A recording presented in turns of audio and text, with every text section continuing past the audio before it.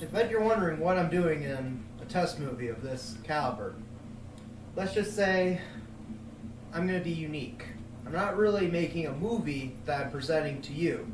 This is more of my pitch to pitch the movie, if you know what I mean. Okay. I am here to talk about an idea I have for a movie instead of just showing you a dramatization of a low-budget, crappy thing that what you little Amazon Studio people wanted. And that's just my little friend Woody, if you're wondering what the barking is. He just barks. He's my dog. Anyway, I basically wanted to come here to tell you about a movie I have, idea-wise. It's called Faterella. Now, why I named Faterella for a movie? Let's just say an example would be, it's like Cinderella. The greatest, one of the most popular fairy tales of all time. But, like Cinderella, there are so many different versions of this one script. But the one I'm presenting to you is the version I like to see to one day become a movie. And, Faterella is basically not only a parody of Cinderella, but I would call it a parody of Harry Potter and a lot of fantasy books itself. But it has good messages in it. It has messages about inner beauty and also overcoming things and finding your destiny. Because it centers around the exploits of a character called Faterella, who is a female sumo wrestler who by one day with a magical wish becomes a beautiful supermodel. And of course it talks about her brother Nick, who is later discovering that he is a boy wizard. And like, I would say Harry Potter, he's a bit nerdy and a bit trying to figure out his destiny, and his life is basically in hell. Because let's just say it like this, Faterella and Nick are both Cinderellas themselves. Nick is the chore, weaving, the slave around the house, like that's Cinderella. But Faterella is the one who is getting her wish granted. And these two are good brothers and sisters bond. And also, I'm the first to say, I'm doing something different with the charming concept. There's always been a Prince Charming in every Cinderella adaptation, but mine's different. Picture this. What if the Prince Charming in Faterella is not always handsome, but he becomes it, like Faterella herself, who gets her wish granted? Prince Charming starts out in a freak show. Why would he start out as a freak? Not that I want to give away too much of the plot, but basically, it's a good story. I feel it is. And who I picked to host is, of course, who you hear in the background. Not Woody, but another dog. His name is Spotty. Now, Spotty, he is my mascot. And hold on.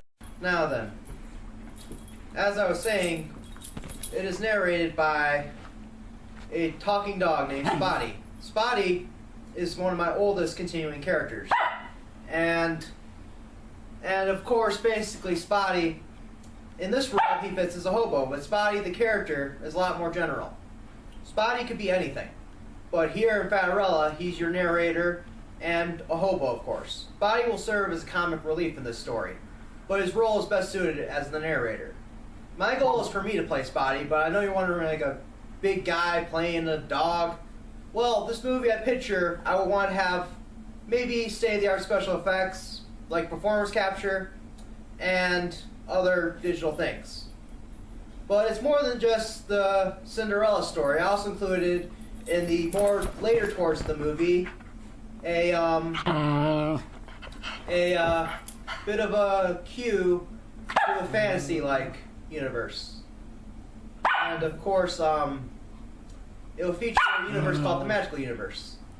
And of course, I bet you're annoyed by Woody, but it's cool. He's my dog, and I'm just not really mentioning it perfect, but he just wants attention right now, so just ignore him, folks. As much as I just want to get this out of the way. But anyway, my dream is to see this movie be made. But I have so many characters and so many ideas that I could create a whole universe of just this stuff. And of course, basically, if you look over here, these are some of my early prototypes. The book I published, and of course some of the characters I made in movies years past. But basically, my goal is to see Faterella be possibly my first movie through you, the Amazon Studio follower or reviewer or judges.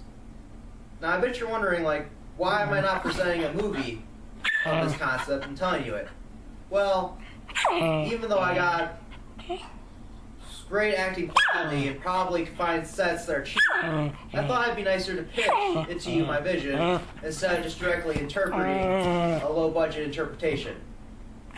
And of course, like as you can know, I just want to see my dreams come true, like all of you. I think Faterella may not be my best work, but I think it is something special. And let me just say this, my mom was the one who picked me, or suggested to me that I should use Faterella as the movie to pitch to you. So please think about it, please review my script, and please, hopefully Faterella can be a movie someday. But, dreams may be able to come true. And like you, I've probably been struggling for years to find a career, but luckily, through this, I might be able to get my luck opportunities that I could get. But otherwise, I'm a pretty special guy. I have Asperger's and ADD, but otherwise, I'm pretty much the average Joe. But basically, to conclude all this, I just want to say this. Faterella is not basically just a parody of Cinderella, but otherwise a good story for a movie. And basically, like probably what Disney did before me, it took forever to figure out how to make it into a longer story. But I think it would be a good, heartwarming story that audiences will enjoy for generations to come. Now then, sorry for the interruptions from my dog, but this is so long from me, Stephen J. Butler Jr. But you can call me Buck Stevenson or Mr. Random, but Bucky works better. Goodbye, folks.